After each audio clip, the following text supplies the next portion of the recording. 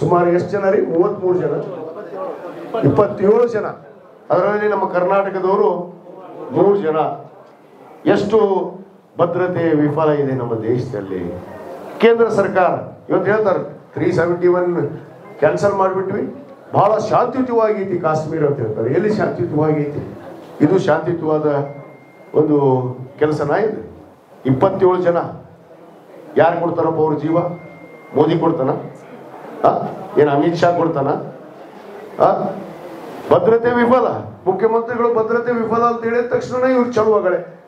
ಹಿಂದ ಇದ ಪುಲ್ವಾಮಾದಾಗ 350 KG RDX ಬಂತು, ಬ್ಲಾಸ್ಟ್ ಆಗ್ತದೆ. ಅಲ್ಲಿ ನಮ್ಮ ಯೋಧರು ಸತ್ತು. ಇವ್ರು ಖಬರೇ ಇಲ್ಲ. ಅದನ್ನ ಬೇರೆ ರೀತಿನ ಮಾತಾಡ್ತಾರೆ. ಅದ್ರ ಬಗ್ಗೆ ನಾವು ಏನಾದ್ರು ಮಾತಾಡಿದ್ರೆ ನೀವು ದೇಶ ವಿರೋಧಿಗಳು ಅಂತ ಮಾತಾಡ್ತಾರೆ. ಇವರು ದೇಶ ವಿರೋಧಿಗಳು. ಇವತ್ತೇನು ಈ ದೇಶದಲ್ಲಿ ದೇಶ ವಿರೋಧ ಕೆಲಸವನ್ನ ಯಾರು ಮಾಡ್ತಾ ಇದ್ದಾರೆ ಅಂದ್ರೆ ಈ ಬಂಡ ಬಿಜೆಪಿಯವರು, RSS ಅವರು ಅನ್ನೋ ಮಾತನ್ನ ನಾನು ಬಹಳ ಸ್ಪಷ್ಟವಾಗಿ ಹೇಳ್ತೀನಿ. ಧರ್ಮದ ಮಧ್ಯೆ ಬೆಂಕಿ ಹಚ್ಚೋದು, ಧರ್ಮದ ಮಧ್ಯೆ ಇವತ್ತು ಅಶಾಂತಿಯನ್ನ ಮೂಡಿಸುವಂತ ಕೆಲಸ ಇವತ್ತು ಈ RSS ಅವರು ಬಿಜೆಪಿಯವರು ಮಾಡ್ತಾ ಇದ್ದಾರೆ ಈ ದೇಶದಲ್ಲಿ. ಇನ್ನಷ್ಟು ಅಪ್ಡೇಟ್ಗಳಿಗಾಗಿ ಫಾಲೋ ಮಾಡಿ ವಿಜಯ ಧ್ವನಿ ನ್ಯೂಸ್.